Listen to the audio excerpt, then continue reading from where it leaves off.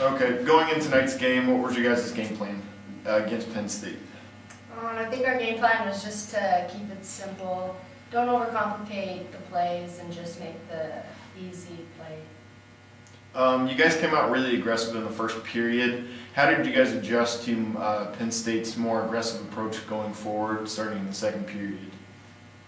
They had 17 shots just between both of them, the second period and the third period, and they ended up with 35 altogether. How do you guys kind of adjust your guys', you guys had the aggressive approach first, but then you kind of backed off and went for more of a defensive approach? We started out fast. Our thing right now is we need to learn how to play 60 minutes as a team. We came out really hard in the first period, and then the second wasn't our best, and we improved in the third, but it's still not as good as we'd like to play. So that's something with our team right now, is just learning how to play a full 60. To follow up on that, this game seemed a lot more physical than yesterday's game. Do you agree? Do you think that it just had to do with you guys winning yesterday's game? Or? Yeah, absolutely. I think we brought the momentum definitely in the first period from what we had yesterday. Our team is a very physical team, and if we don't play physical, then that's on our game plan. So we got to keep bodies, and hitting's always good too. How do you react to a cheap shot against just a player who you guys have just been going at it all night? Well, how do we react, or how Coach wants us to react, are two very different things. We just gotta keep our level headed throughout the game, because if they get a penalty and it puts on us on the power play, then we're good to go. You guys are leading conference right now, being one game, and then of course tonight tying. Syracuse lost to Rob, yeah, thank you. And 0-2, you guys play them next. What's kind of your game plan going forward? Syracuse is usually a very physical team. They've got a few players that can hurt you if you make mistakes in the D zone. So our plan going forward will be to stick with our game plan and keep improving in the areas that we struggled with this weekend, and just to adjust to their special teams, and just to make sure we're playing fast and we're playing the game that we want to play. In that overtime, do you know what the confusion was during the whole start of that, the first couple seconds of the game? Penn State seemed to have 5 players, you had 4. Do you know what the actual issue was? I think they were just unaware that it was 4-on-4 or something, I don't know, but.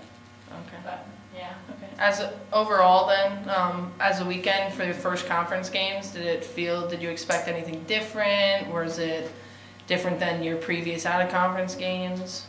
Yeah, I definitely think we had a good start to our conference games. Getting 3 out of 4 points was a good weekend. We always want to try to sweep at home, but getting 3 out of 4 points was definitely good. Just got to carry on our momentum into next weekend and hopefully get the sweep at home and stick it to Syracuse.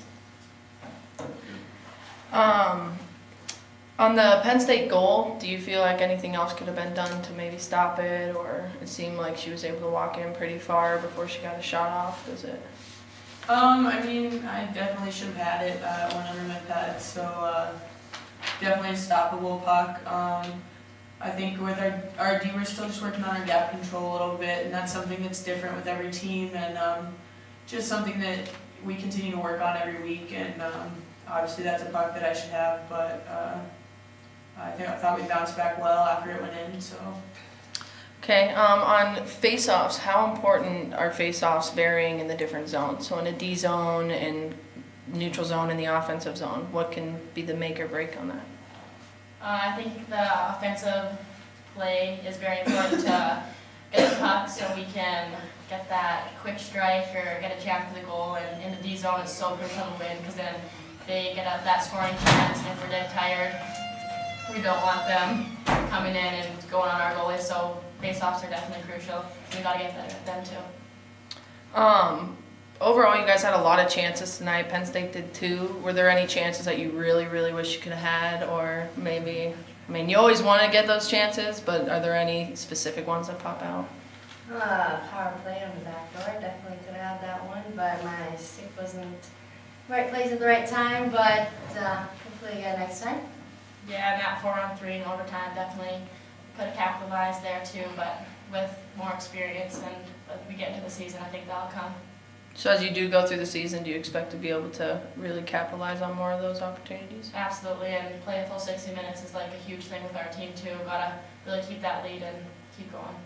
So you say play a full 60 minutes. How difficult is it after playing a game last night and then coming in and playing again? Is the first game easier to play a full 60 minutes, and the second game you kind of feel like you're lagging more just from fatigue, or?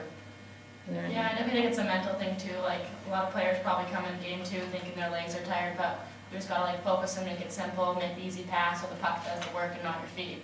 So those second periods really seem to kill us. So once we capitalize on those, we should be good.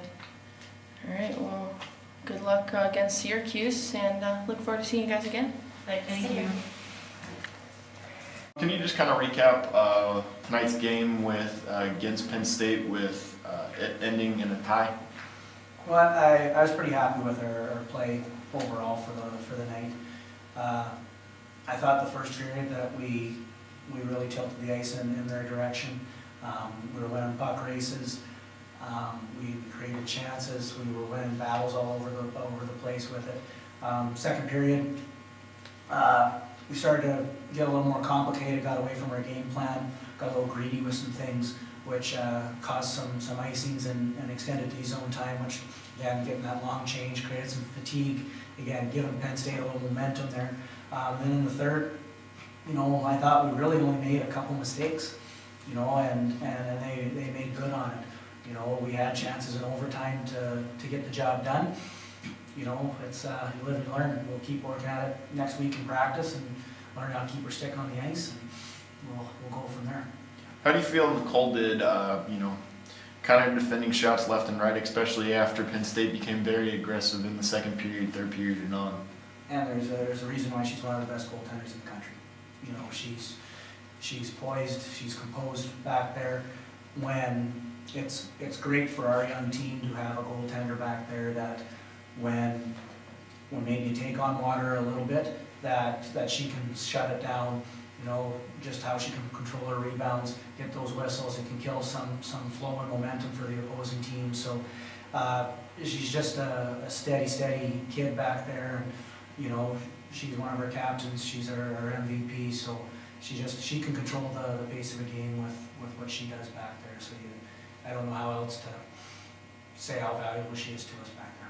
You mentioned how young your team is. How do you think your freshmen are acclimating to this new season, this new play? Do you think they've done better going into the CHA play, or? You know what? They're growing. Okay, they still make a few freshman mistakes here and there with some decisions that they make, but they're competing hard. They're working. They're listening. Things that I ask all freshmen when they come in is to compete, learn, and be a good teammate, and they're doing just that. As far as their play goes, they've gotten better every weekend. They're getting a little more comfortable. The pace of the play got them early, just like every other freshman in the country.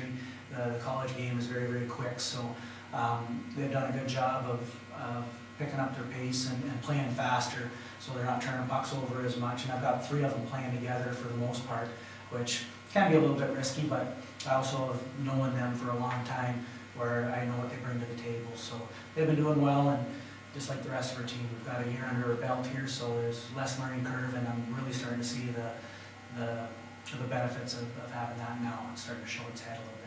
You mentioned the pace of college play game being hard for them to get used to. What about the physicality of it? Do you think that they're getting used to it, and as a whole, as a team, even not just the freshmen, do you think? Yeah, and just as a whole as our team, I want our team to be physical for one, and just compete. I don't want kids who shy away from pucks, and that's a culture that we've built here, that it's one-on-one battles all over the ice, and it's about who wants it more, who's going to battle, who's going to win, and it comes down to, it's not a skill thing, it's not a technique thing, it's a heart and guts thing. And I think we have 20 kids that have the heart and guts that are going to keep improving and be there for us at the end of the come February, March, when playoff time kicks around. So we'll just keep building to that. You guys play Syracuse this week. Syracuse lost today, so that actually puts you in front in conference play. How do you kind of adjust to their more aggressive style and their more aggressive playing style, and just kind of the week going forward? You know what? We'll continue to play fast. you know, hopefully the puck moves faster than how anybody can skate, so hopefully we got good puck support. We'll look at their film, see what they're doing, but we'll have to push the tempo, play at our game, make them adjust to us, and we'll see how it shakes out. Thank you very much, Coach Spencer. Good luck in next week's games. Thank you.